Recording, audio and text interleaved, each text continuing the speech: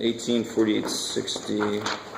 12, 2 was arithmetic. Cool.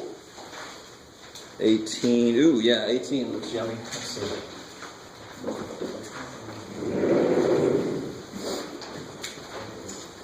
I love 18. I don't have to remember 18 necessarily.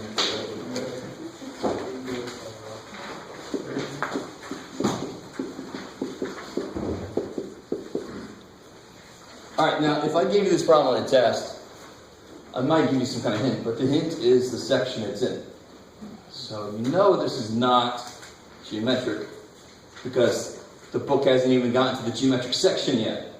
But then you're like, well, how the hell is this arithmetic? I know it's in the arithmetic section, so that means what must be happening? It must keep adding something, right? So what do you do to figure out what was added? How do you figure out what was added to something? You take difference, which is why there's a D in the formula, right? So if I take 1 minus the one before it, here's the awesome thing about natural logs or any logs. How do you do that? Is the answer natural log of 2? Yeah, actually. But for the right reasons, hopefully. Right, let's do 8 minus 4. Let's do that. So the answer there is not natural log of 4. It isn't. Yeah, it's natural log of 8 over 4. Well, the properties of logs are the properties of powers. Logs are powers. So when you subtract logs, when you subtract powers, when you were divided. So what does each thing have added to it? ln2. Freaky as shit, right? But there's a huge hint. It is in the arithmetic sequence section. So how do you find what was added? You subtract two next to each other. I like it. So the question really is, determine, oh I see, I like it even better. Determine whether it's arithmetic. All right, well it is. If it is arithmetic, find the common difference. We're done. Cool. And each one of these obviously would have ln of 2 as a common difference. Is that, you guys see that? Is that cool? That's definitely a freaky question. All right. The question from 12. Oh, you had two more, didn't you? Yeah. I'm sorry. 48.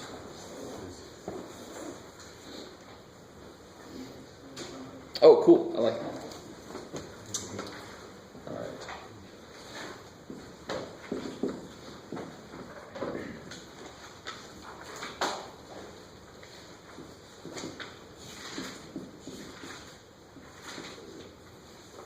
Where do you go?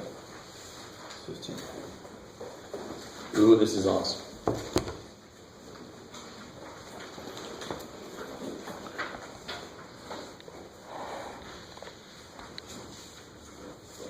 All right, that's all freaky. So what do you guys think? What's kind of horrific about this question? You don't know A1, and you don't. Yeah, you don't know all of the sequence elements. You only know two that seem to be randomly picked. Let's give them the second and the fifth one. I don't know the elements. I don't know the rule. So I got to figure something out here somehow. And again, this is arithmetic, right? So it's something that keeps adding.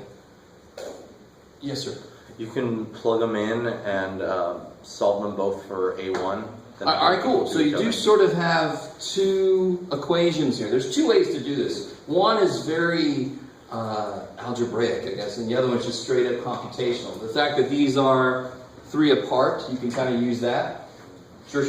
Some of you guys are like, yes, I would do that. Joseph, the first one that spoke up. So A2 would equal A1 plus... N, or 2 minus 1, so... Yeah, so 1 times D. I like it. So this means that 8 equals A1 plus D. So this would be 9.5 equals A1 plus... And what would it be here? A5 would be A1 plus 4D. 4 times D. And I have a system of equations, right? That's a beautiful way to do it. And I actually didn't even think about doing it that way, but beautiful, right? And some of you guys are like me, the first thing you thought of, well, this is 3 apart, I should be able to figure out what the common difference is using that. Either way, so this is awesome, this will get you there. All right, you can solve that system of equations. Is that cool? Joseph? Does that make sense? Yeah. Okay. The last part is 6. All right, give me 1 second.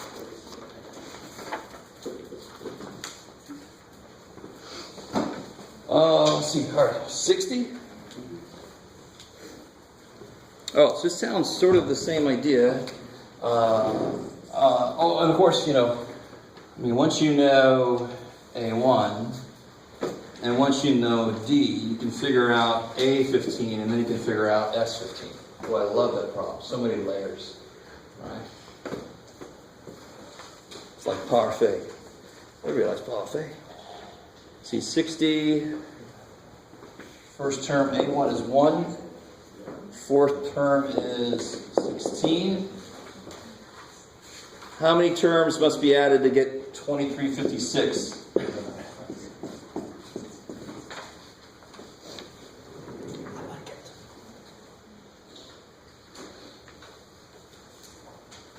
Now this one, I kind of gave you a little motivation for this. What's the formula for Sn in general, for arithmetic? N over 2? Now notice, if I don't know what n is, this is asking me how far out in the sequence do you have to go until you get a sum of 2356, right? I don't even know what n is. So how in the world could I figure out what an is? Do you guys kind of follow what I'm saying? So it'd be awesome. What do I want to do? I know what this is. I know what this is. Right? But I don't know what that is. If I just knew what that was, then I could just solve this for n, right? That's the whole point here. If I can figure out what n is, I've got the answer. So really, this is the first step of any problem. What I just did was I analyzed what the hell I know. What did they tell me? So how much do I know? And what is it that I don't know? And what do I wish I knew? And the minute you know what you wish you knew, you say, how the hell do I get that? I hope that made sense. You can approach a lot of mathematics that way. This is all I know. If only I knew that, well, how the hell do I get that from what I didn't know? That's if you can recast it like that. So how the hell, what do you need to figure out? Something about this. What do you need to figure out first?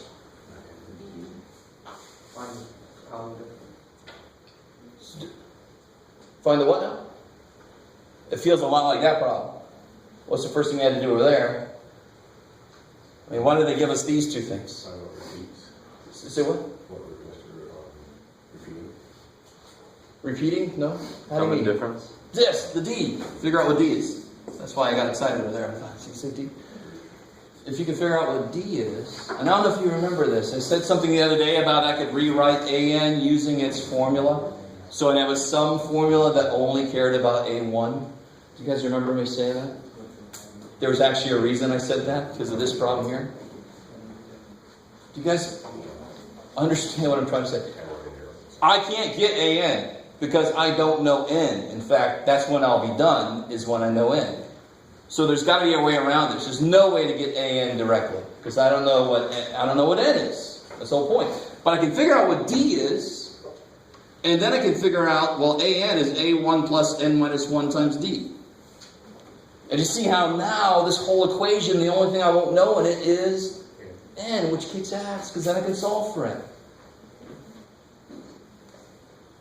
That might not be the only way to do this problem. That's the first thing that came to my mind. Right? Just in case somebody else found a different way. Alright.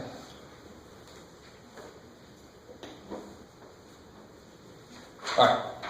So what you got? It was question 36 and 12.3.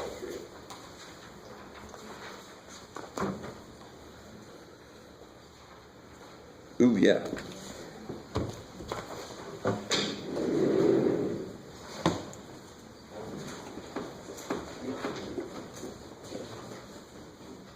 So let me see. 12.3, 36 gives you...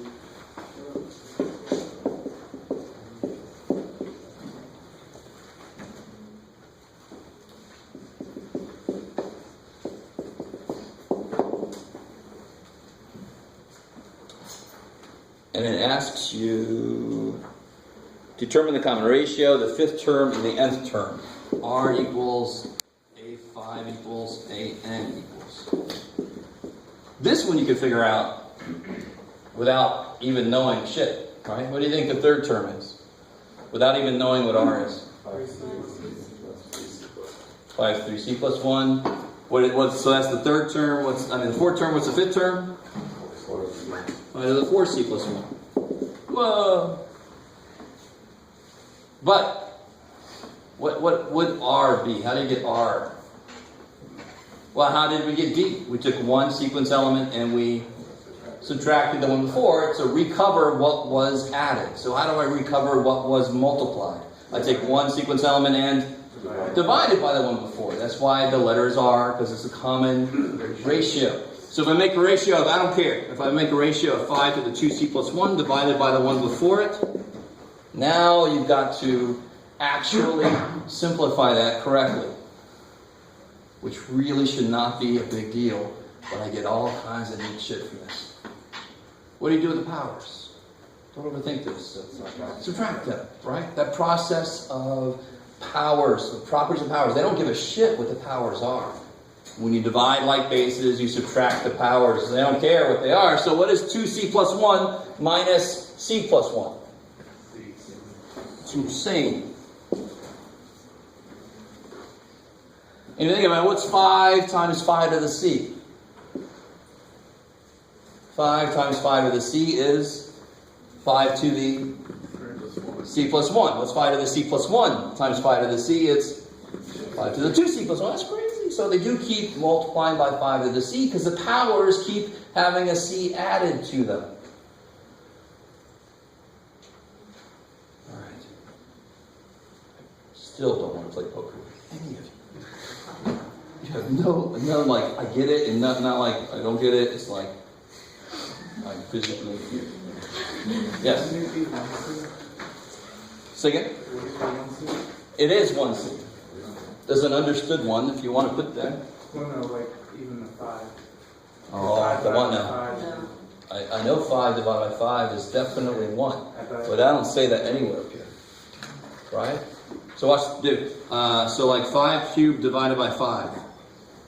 It's not 1 squared, right? Because the powers tell me how many 5s I've got. I only lose 1 5, so how many 5s should I still have? 2. So the base doesn't change, of course, right?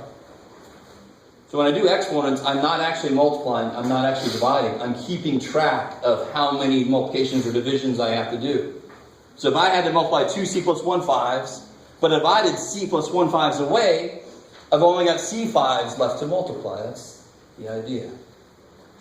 I like that. Some of you guys are like, what the hell are you saying? So if I had 3 5s to multiply and I divide 1 away, well, now I only have 2 5s left to multiply, right? All right. So that was this part. We know what R is now. R is 5 to the c. That one we figured out before we even knew what the hell R was, which was easy enough. Right? It was just the fifth term. I just had to go there. And how do we figure out what AN is? Well, what's the general formula for geometric?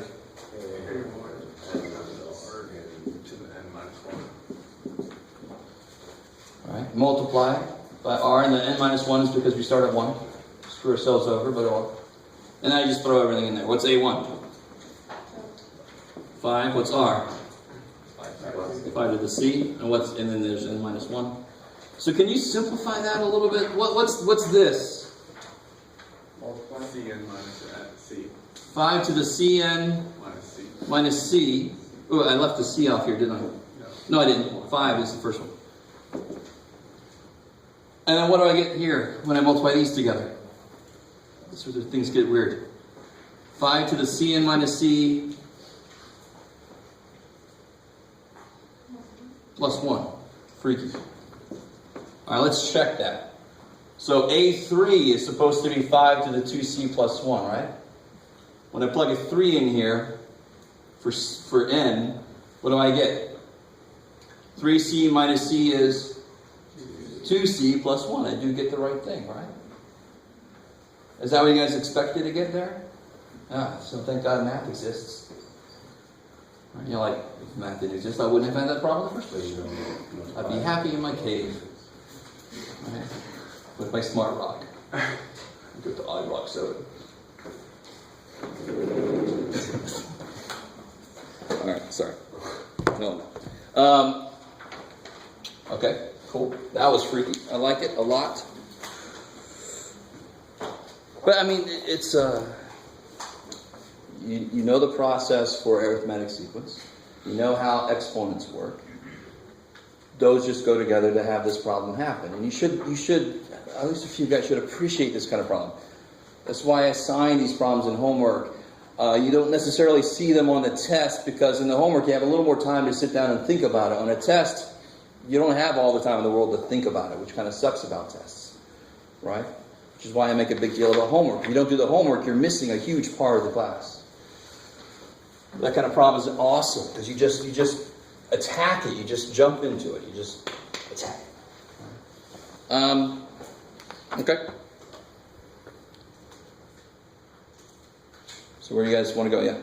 On the practice test for 4F, how come at the very end you have to use 3, 3 as opposed to -1, -2?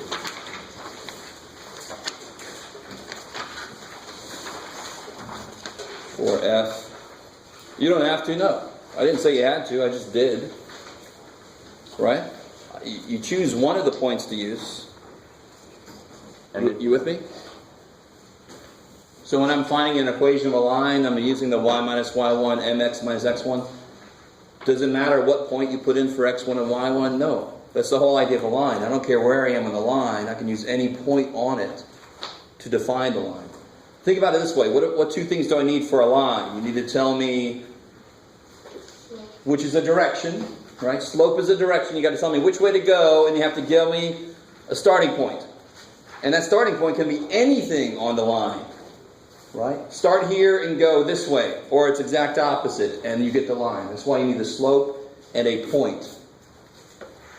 So on number 4F, you're right. I did use 3, 3. I didn't say you had to use 3, 3. You use either point that you know.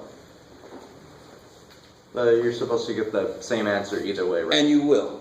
So it's a way to check yourself. So if you use -1, -2, and you don't get the answer I got, you did something wrong. Or I did something wrong. You never know. I don't think I did.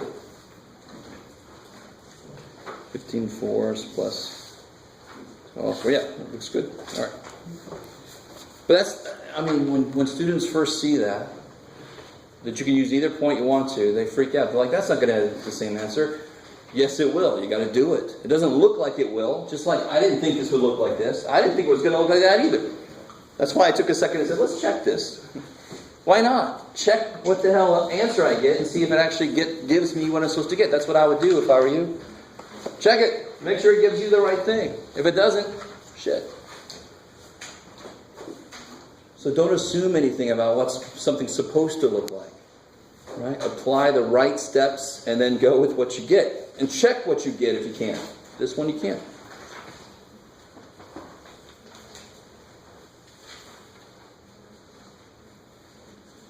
So let me suggest this. So we have today and we have tomorrow to review for the final.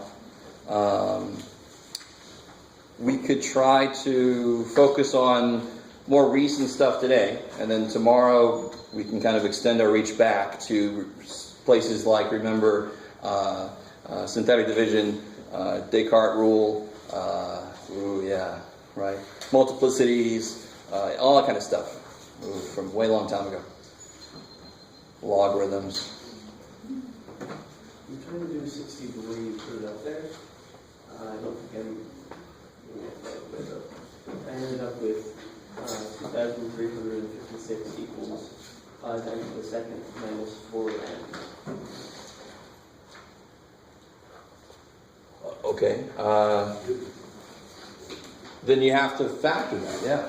I mean, think about it. If you're going to put something that has an n in it in here, and then you distribute this, what are you going to end up with? N squared. You're going to end up with a quadratic.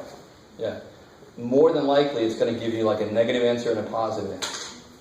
And you obviously throw out the negative.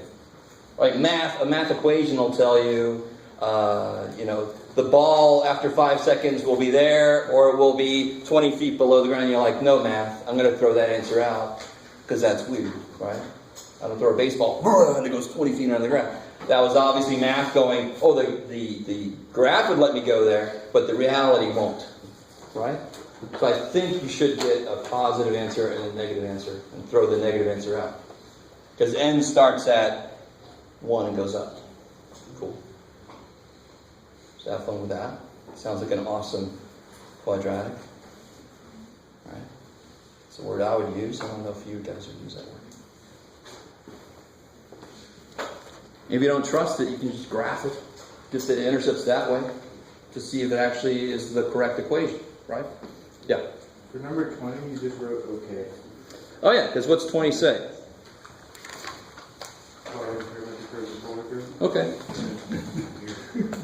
I mean, that's the most recent stuff, so I figured I'm not going to put examples down. You can just look at the last test. You can just look at the last practice test, right? The last homeworks. I just got tired at 20. I'm like, let's make some no, let's just put it in there.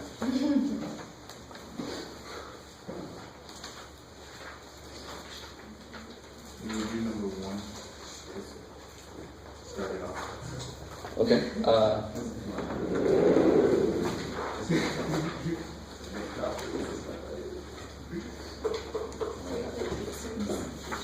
Anybody else need the answers for the final practice final?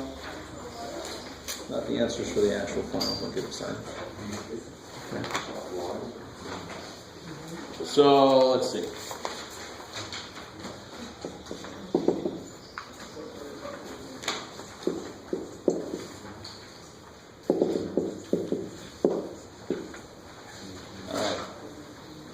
What makes me cry is when somebody tells me there's a 3 here. Or when somebody makes that 10. And that's something that people will say, well, what's wrong with that? But the 3 is obvious. I mean, the minus is the last thing we're going to do. PEMDAS subtraction last. All right, cool. Unless it's in parentheses and then it's first. But what's wrong with doing this first? Doesn't M come before D? M and D are in the Same level, kick ass. I could have called it PEDMASA, remember that? But it's easier to say PEMDAS, so we put the M first and the A first, right?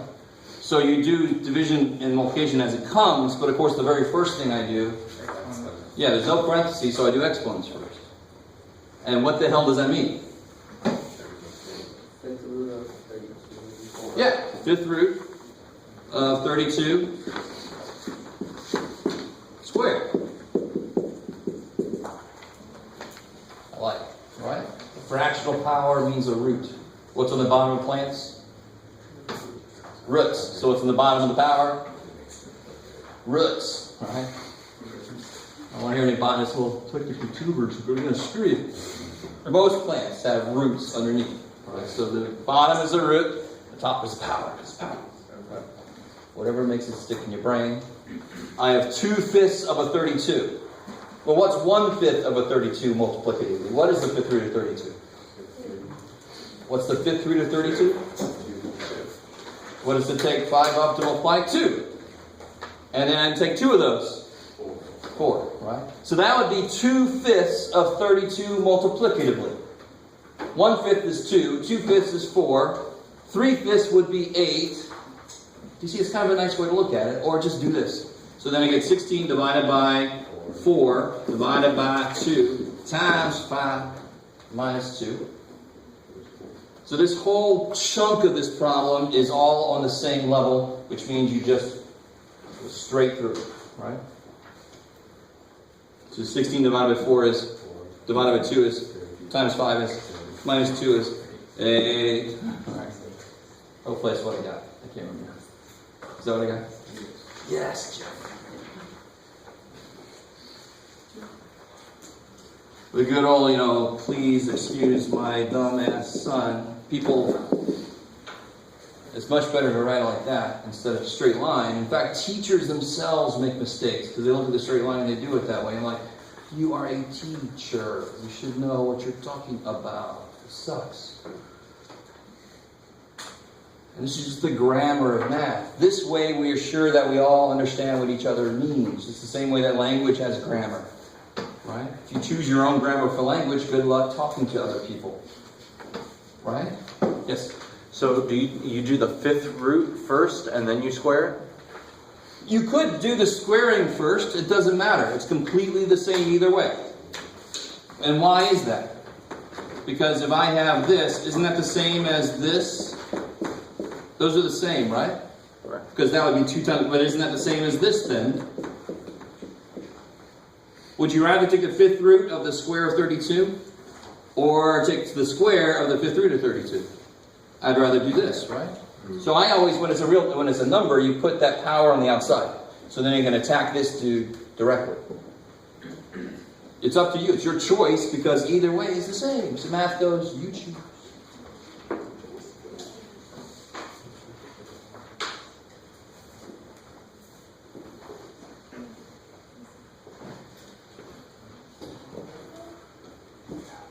I really want you guys, those who are going into calculus next semester, I want you to go into calculus and to make your math teacher not cry, ever.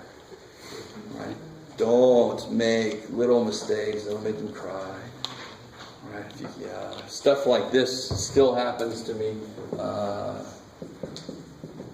your count 2 students. Yeah, poor count 2 students.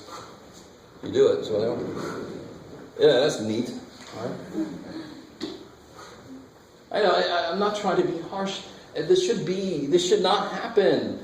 At this level, starting at this level, for sure. I would admonish my Math 110 students about this, but I kind of understand. But once you're at this level, this kind of stuff needs to go away. And then once you're at Cal 2, this should hurt. This physically hurts to write this up here. It did. I'm sorry, that's why, yeah. Can you do 5E? Yeah. Okay.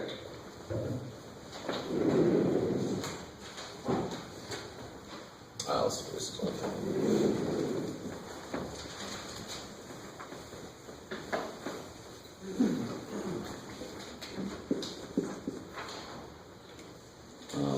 Oh yeah. So it's been a little while since we've done stuff involving trig identity, so you desperately need to go refresh. I'm not going to supply you with the identities above that black line, remember that? On that sheet, so you need to go back at the sheet. The stuff below the black line, don't worry about it. If I ask you a question about that, I'm going to give it to you. Above the black line, I'm going to expect that you come in knowing it. Right? So we should know what cosine squared minus sine squared is. Beautiful. If there was a plus in the middle, that would be awesome. That's too bad it's not. So it's one of the 3 ways to write cosine 2x. And then, this is where I'm a little understanding with you guys, but don't do this to your calc teachers. I still have people telling me that the next step would be this. Do you see what happened there? How did they go from this to this? What happened?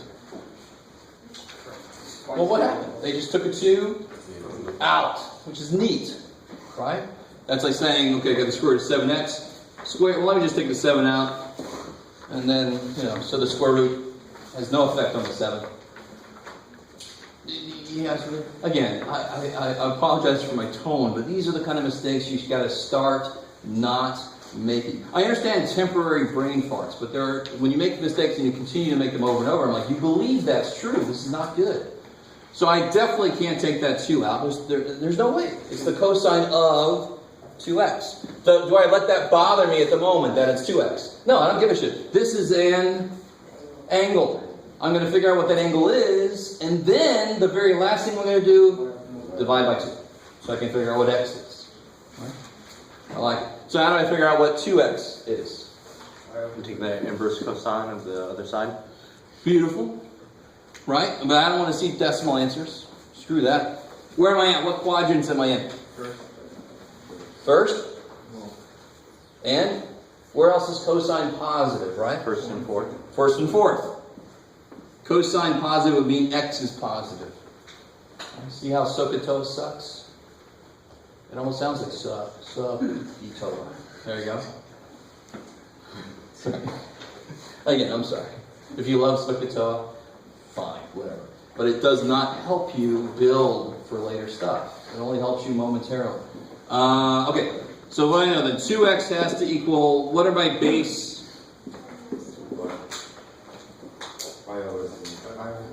Yeah, for cosine to be 1/2, it's got to be pi over 3. It's got to be closer to the y-axis for it to be the smaller option, right? So that's the way I've got it remembered in my head. I don't really have it memorized. So cosine can be the smaller option at 60, so that's pi over 3. And are these equally spaced? No. No, so that's why I've got 2 lines here, right? So what do I put next to this dude to capture all the answers? Plus 2 pi k. And this guy's going to be... Cool. You could say negative pi over 3, or you could say 5 pi over 3. Plus 2 pi k. So then what's x? Yeah, so what do you get?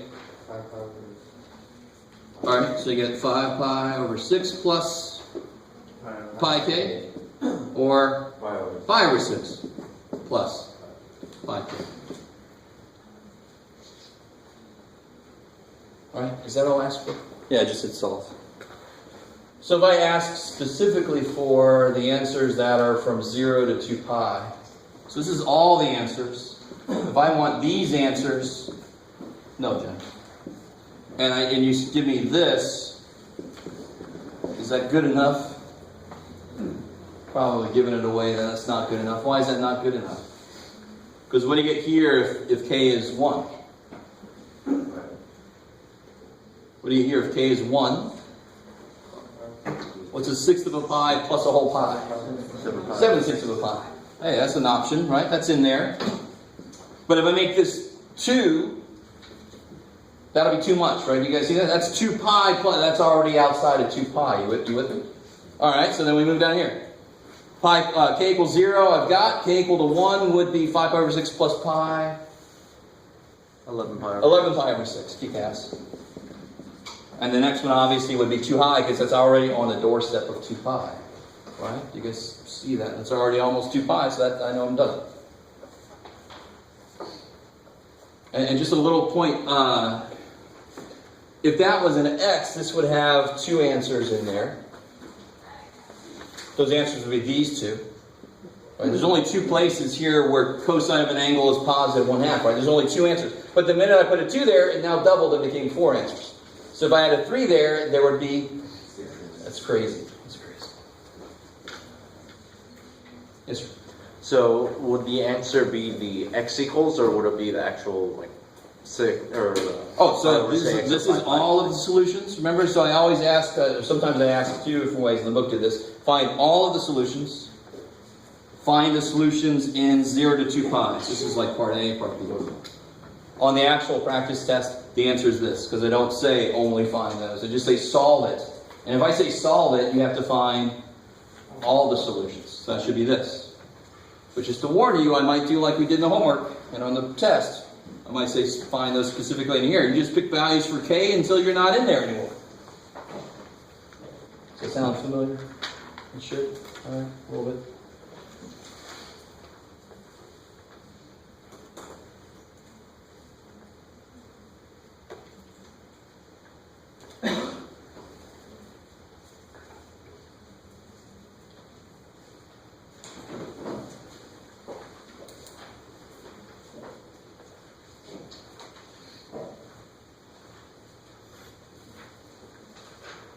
So you guys want to focus on something maybe recently? Focus on something instead of jump around a little bit too much. Jump around is not the best way to study. So what recently do we want to focus on? How we feel about, the most recent stuff is this sequence and series stuff. I think there were a few homework problems that were pushed it a little bit, just testing your math out. But for the most part, they should be like a godsend, right? I hope. I don't know if I'm misspeaking there. Sequence and series should be relatively easy, at least at this level. Go to Calc 2 and have fun there. We get a lot more interesting there. But so before that, we had conic section stuff. Right? Right, that last quiz went decently well with the conic section stuff, so not too bad. Remember, if it's been shifted, you just find the center and then just count from there. All the stuff. That's relatively simple. Right, so that's why it's nice to end this semester with 11 and 12. Those are comparatively simpler sections. On the last test, of course, we had stuff about matrices. And normally, you guys, sometimes with matrices, I understand all too well that one mistake will throw the whole damn thing off. And you don't want to spend your entire time on the matrix problem and then fail the rest of the final. It doesn't make any sense. So what I'm looking for is, do you know how to work with a matrix? And do you know the steps to take? So I had people that would make a 0 show up here, but then they make a 0 show up and lose that 0, and then they make a 0 show up here and lose that 0, and that's telling me you're not really sure what the process is supposed to be, right? You don't want to lose zeros. So if you're really uncomfortable with matrices, what is the by the textbook way of doing it? Yeah, get this to happen first. Because the minute you get this to happen first and you start messing with using this to kill that, then this 0 is not going to screw with that 1. The 0 is not going to screw with that 0. That's why you do that. Do this column, then make this column look the way it's supposed to, and then make that column look the way it's supposed to. And the first adjustment you make when you start getting more comfortable is you can start with any column you want to. As long as you finish one column, and then finish another column, and then finish the last column, that's fine. And then, of course, once you get a little more comfortable, you realize, if I'm just careful, I can do it almost any damn way I want to. That makes sense. You don't want to lose zeros, man. That's bad. Because you're not getting it.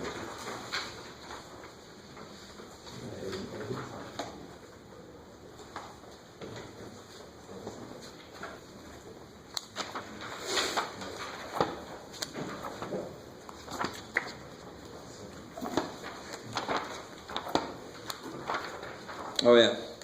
Don't forget, we got the polar stuff, we got the parametric stuff, we have the De Moivre's theorem. Do you remember that? De Moivre? The one where I raise a complex number to some power, but I put it into a different form first. Beautiful. So I can write a complex number in what form? Oh, well, not z to the n yet, but just the complex number. R plus I sine. I like it. Then if I want to take the nth power, R to the n.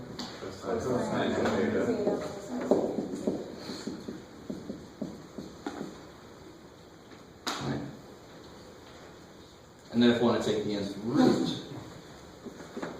what happens there is a little weird, but it's actually exactly related to what I just said over here. Let me see if you guys realize that.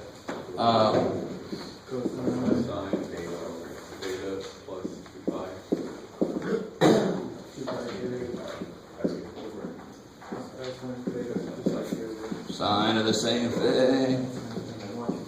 Where k goes from what to what? 0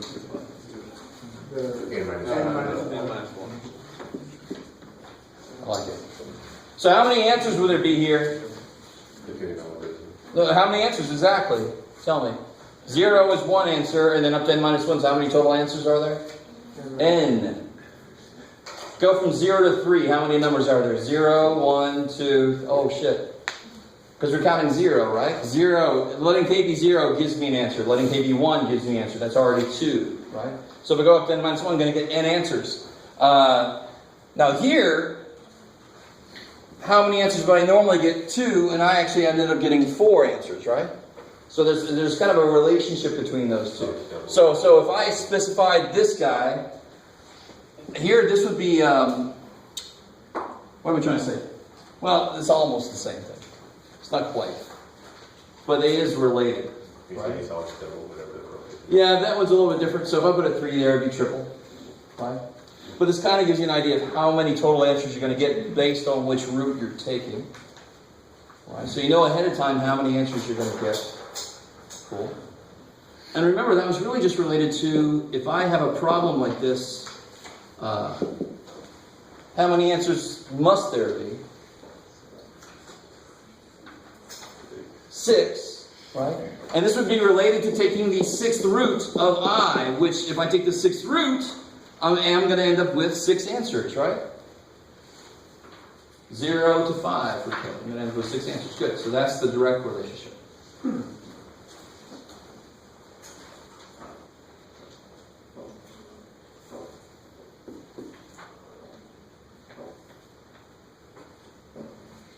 Yeah. Can we do number 6 on the Oh, sure. Okay. So that's using this little dude here.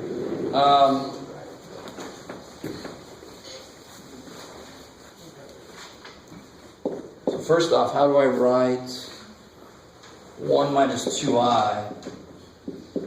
How do I write that? How do I figure out how to write that in this form here? get R? Yeah, what's r?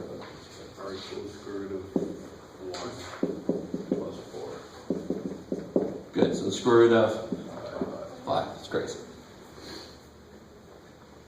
And then what? So that's r. How do I get theta?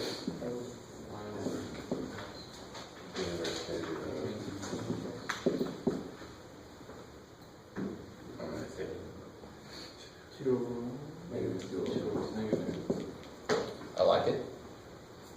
I can't remember how I did this. I think I just left it like that, hopefully.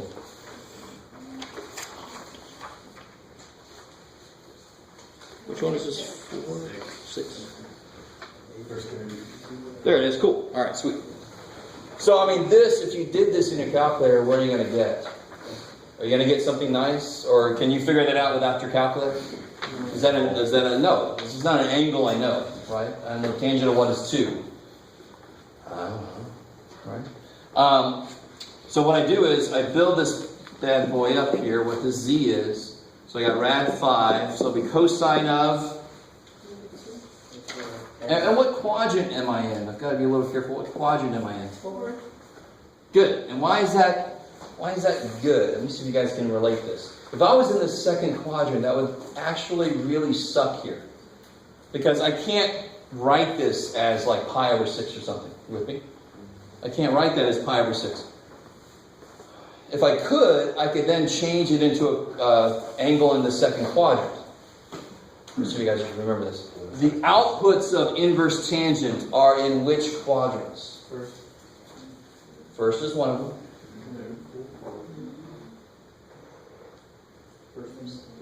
Because what does tangent go from to? What does tangent itself go from to? Negative pi over 2 to pi over 2. So inverse tangent, the outputs are going to go from negative pi over 2 pi. So it's the 4th quadrant and the 1st quadrant. So if your angle is not in there, you have to actually use it as a reference angle. Oh shit. But thankfully, what quadrant are we in? So this would actually give me, whatever this is, if you put it in the calculator, it would give you the angle that you actually need to use. Okay, that's a good thing. And that's something that students don't even realize you have to worry about. Right?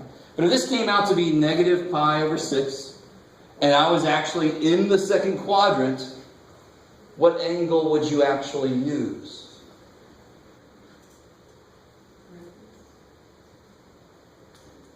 What is pi over 6 acting as then?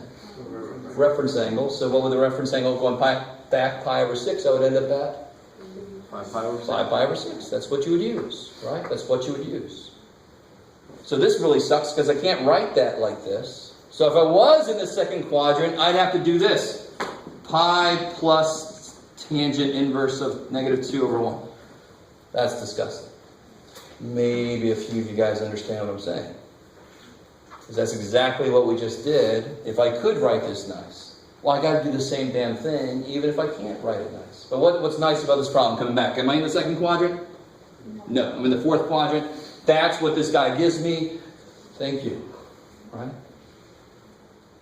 So that's why I can just plug this bad boy in. So rad 5 cosine of the angle, which is this, plus I sine of the angle. Go away.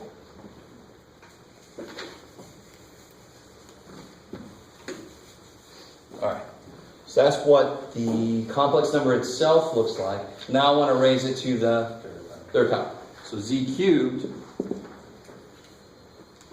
is going to be rad 5 cubed times cosine of 3 tan. 3 tangent inverse, I like it, plus I sine of 3 tangent inverse. I like it, because whatever the angle is, if I'm cubing the whole thing, then I have to multiply the angles by 3. That's the rule, right? And then this, you just plug in the calculator. That's what I did. Just plug that thing in the calculator. It ain't going to be the nice at first, but it actually comes out nice. Of course, because if I do this, I think this is the one where I ask you to do it both ways. Yes. So if you do this by hand, it's going to come out nice, right? They're going to be nice whole numbers. You know, i's running around, but screw, I don't care about i's. Right? But this looks disgusting, but when you plug it in your calculator, you actually do get whatever the answer was. So you should try it out, make sure you can get that. Negative 11 plus 2i. Thank you. So when you do this, you get negative 11 plus 2i. And if you do this, foil this bad boy out a few times, you should get the same thing. Just to let you know, I really like the kind of problem. Make you do it by hand, and then you apply the rule so that going into the rule, you know what the answer should be. So you don't freak out halfway through. Yeah. Could you do number 8 on the practice? Okay. Let's see. First off, were you able to do number 7? Yes. Okay. So let's revisit 7 for a second.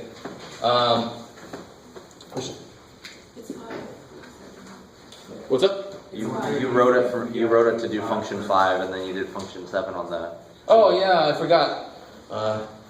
On the previous iteration of this practice final, I left 2 and 3 off, and I called number 4 2. So I just forgot to reference the right thing. So 8 should be referencing 7. Hopefully that made sense when you're doing this, right?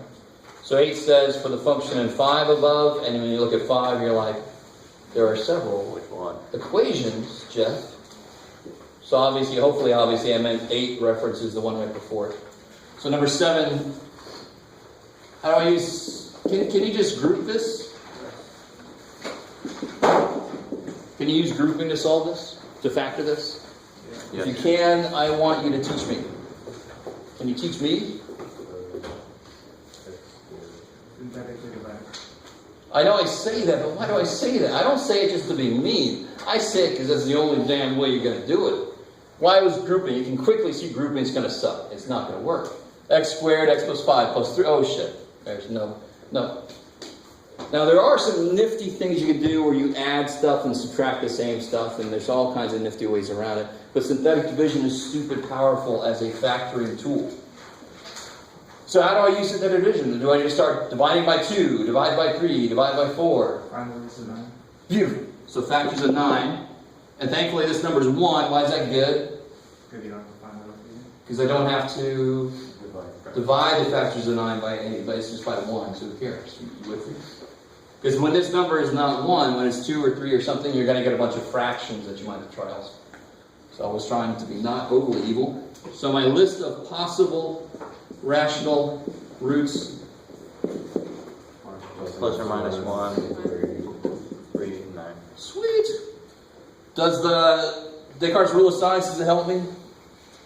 Do you remember Descartes' rule of signs? How many sign changes are there? 1. 1. So there could be 1 positive root. How do you figure out the negatives? Yeah, you make x negative, so all the odd powers are going to change sign. How many sign changes are there here? 1, 2.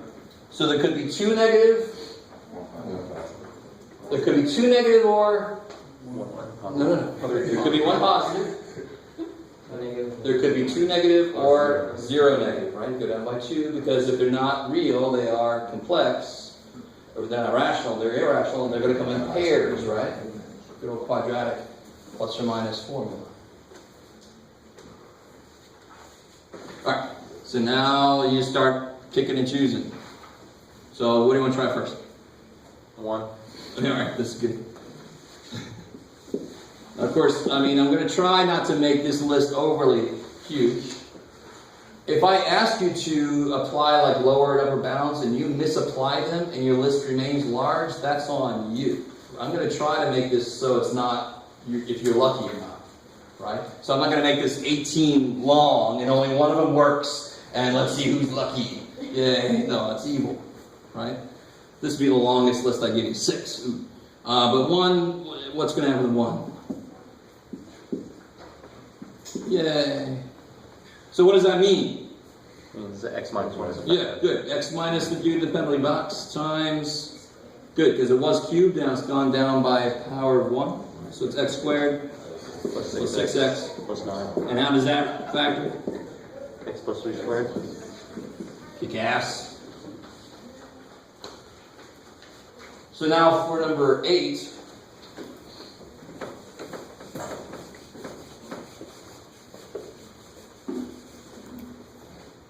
remember these days? Now for number 8, for example, it asks you for end behavior. Alright? If I don't, I should. Yes, okay, go. That's the first thing I asked you. Now what's the end behavior going to be? Cubish. So what's the quick way to answer this question for me? Alright, good. I like it. You don't just stand up and say, Mr. Wallace. Alright. But, yeah, so you can draw. Now be careful. End behavior, right? So only indicate the ends. You have no idea what's going on in the middle. And then give me a quick reason why. The reason why is it's about x cubed. Yeah. If it was negative x cubed, then behavior would have been what? Right? From your perspective, right? Because it's about negative x cubed. Okay, cool. That's the way to answer the question. Don't give me this long-winded whatever. I graphed in my calculator, look like that. No, screw that. What about the roots?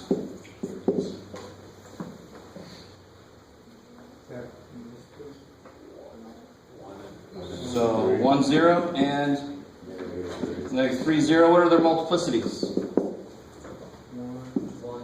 Yeah, this shows up once. This shows up twice. So that means, what's the behavior at the root? What's it going to do at 1? The graph. What's it going to do at 1? It's going to go through it, just like a straight line would. Any odd-powered thing would go through it, and the even-powered thing is going to, like a parabola, right? So we should be comfortable with the idea of multiplicities. We spent a lot of time on it. So let's see, this is through and turn or touch, however you want to say it. Whatever way makes more sense to you. So end behavior, roots. What about the Y-intercept? Why is that nice? It's given. Bam! You knew it from the beginning. Negative 9. And then you just plot all this stuff. Don't forget anything. And then graph. Alright, cool. So let's see, we got this here. So if you plot this stuff, let's see, 1, 0, 1, 2, 3. So it's there and it's there. I'm going to go through here. I'm going to turn here. I'm going to start down here. All right, good, because I know my end behavior, right? Now to figure out this scale here, how do I figure that out? My y-intercept is negative 9, so I know I at least want to be able to get to negative 9. Is there any other values I should figure out? Anything else I should know? No? Okay. No, Jeff. It's actually not a bad answer, to tell you honestly. You could plug one of these two in, but you know this is going to go like that. But still, I would plug one of these in. Let's plug in negative 1. So what's f of negative 1? It'll be negative 1 minus 1 times negative 1 plus 3 squared, right? I always like to plug the function that I like to plug the value into the factor form, which is quicker by hand.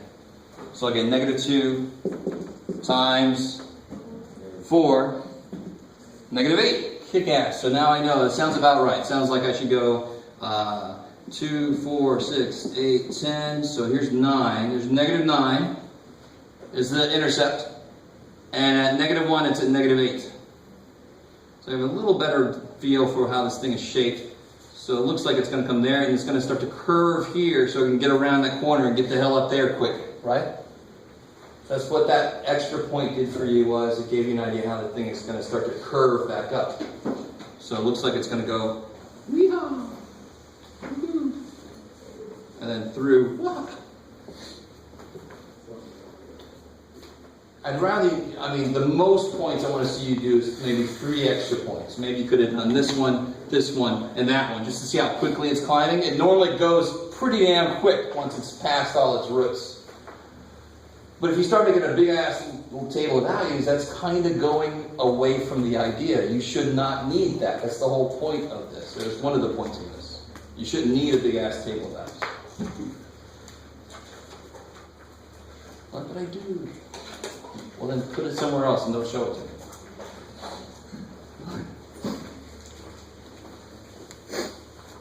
All right.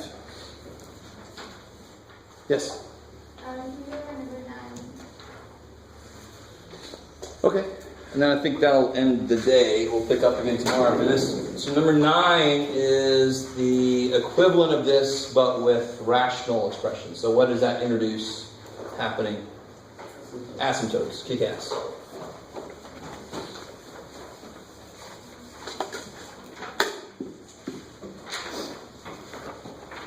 So if I factor this real quick, it's the very first thing you should do without thinking about it too much.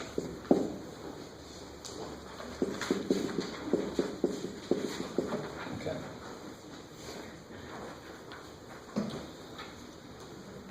So, what's the x-intercepts? 2 and 8. Sweet. So it's what makes the fraction 0. How do you make the fraction 0? You make the top 0. If you make the bottom 0, that's undefined. So I always hate when these come here and those are the vertical asymptotes and your graph looks funky. Right? They shouldn't look funky yet. That's parametric and polar. They make funky graphs. These can't be very funky. They could be, wee-haw, that's not very funky. So this will be 2, 0, and -2, 0. They both happen in the multiplicity. So I'm going to go through those intercepts, right? That always helps. It's always in the background trying to help you out. Y-intercept, a little easier to see in the original form. 0, 1, cool.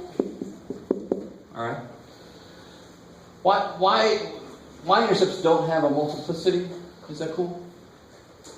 So don't. They can't turn. If they turned, what would that mean? If it turned at the y-intercept, what would happen? Would that be a function? No. Shit. So don't even talk about it. All right. What else do I have here? What are the vertical and horizontal? So what's the vertical asymptotes? Remember your dork teacher? You will not like it if you don't put those, because asymptotes are lines. They're dotted lines, but they're still lines. Right? Yeah, -1 and 4. I like it. Horizontal asymptote. You can see it better in the original form. It's 1. What situation am I in? Remember, there's 3 situations. Equal degrees, ratio coefficients. Bottom degree bigger.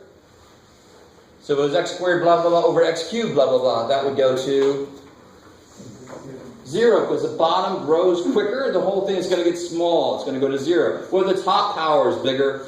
That's not a horizontal asymptote. Yeah, long divide is a slant. Or I think the book calls it oblique, maybe? Can't remember. It's a slant asymptote. We have a horizontal asymptote at 1. Kick ass. Alright, what else do I ask for? Intercepts, asymptotes, F of 3, F of 5. That was really nice. I kind of told you what's going to help you. So F of 3 would be 1 times 5 over -1 times 4. See, I like to use the factored form, which is quicker. Hopefully, if I did that right, it'd be nice. F of 5 is 3 times 7 over 1 times 6.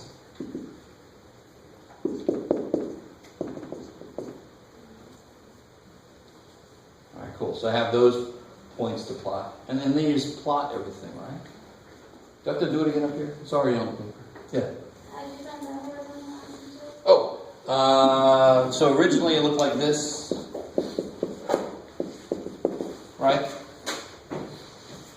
Horizontal asymptote is all about what happens when x gets really big. Does the top or the bottom win that race? I'm letting x get really big. Is either one of them growing faster than the other one? No, because they're both second degree. They're both growing at the same rate. Which should make sense then. They should kind of come to an agreement about what number they're approaching then. If the top is growing bigger, it's going to go to infinity following some line that you find when you long divide. If the bottom was bigger degree, the bottom's getting bigger quicker, the whole thing's going to go to 0, right? 1 over 10, 2 over a million, 3 over a billion. I think that's going to go to 0. That's pretty small, right? Does that make sense? So in this case, the shortcut is if they have the same degree, it's the ratio of the coefficients. So they're going to go to 1. Y equals 1. Yeah? So then if the numerator was bigger, it would just always be y equals 1, and if the denominator was... If the numerator's got a larger degree, it would be a slant asymptote. Right? If the long divide. If they're the same degree, it's the ratio of these. So if I had 3x cubed plus 4x squared over 5x cubed minus 7x plus 1, what's the horizontal asymptote? 3/5. 3/5, I like it. What's the horizontal asymptote of that? Y equals 0. What's the horizontal asymptote of that? There isn't one. It's slant. They got a long divide. It's going to be yummy looking. All right. I don't think you know what yummy is, Jeff. Yeah. So then when you long divide, it's the remainder, or it's what's before the remainder? Before the remainder, because the remainder is going to go to 0. Yeah. Does that make sense? When x gets really big, the remainder would go to 0. So then the asymptote would be everything before the remainder. Exactly. Cool. Because when x gets really big, that's what's going to be what's left eventually. Asymptotes are all about what eventually happens. So they're a little bit looser in how we look at them. All right, cool. So come ready tomorrow. Look through your homework stuff. Gather more questions. Try the practice final out. Come ready with stuff tomorrow.